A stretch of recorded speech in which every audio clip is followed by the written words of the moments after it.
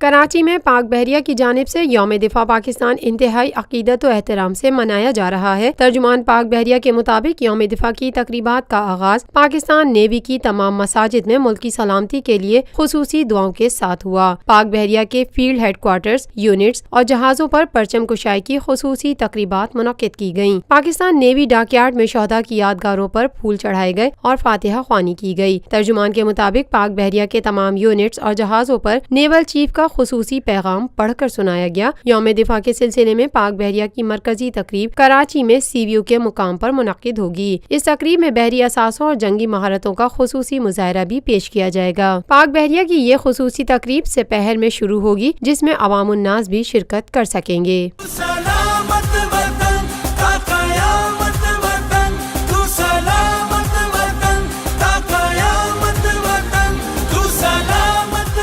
پاکستان کے دشمن جو مشرق میں ہیں یا مغرب میں ہیں، وہ یہ میری بات جان لیں کہ ان کے بارود اور گولیاں ختم ہو جائیں گی، لیکن ہمارے جوانوں کی چھاتیاں ختم نہیں ہوگی۔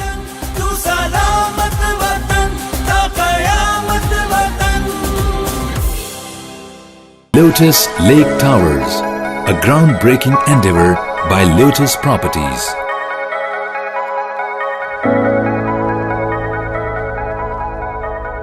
پاکستان بھر میں نمائندگان کا وسیع نیٹ ورک، ہر خبر جاننے کے لیے دیکھتے رہیے TNN TV۔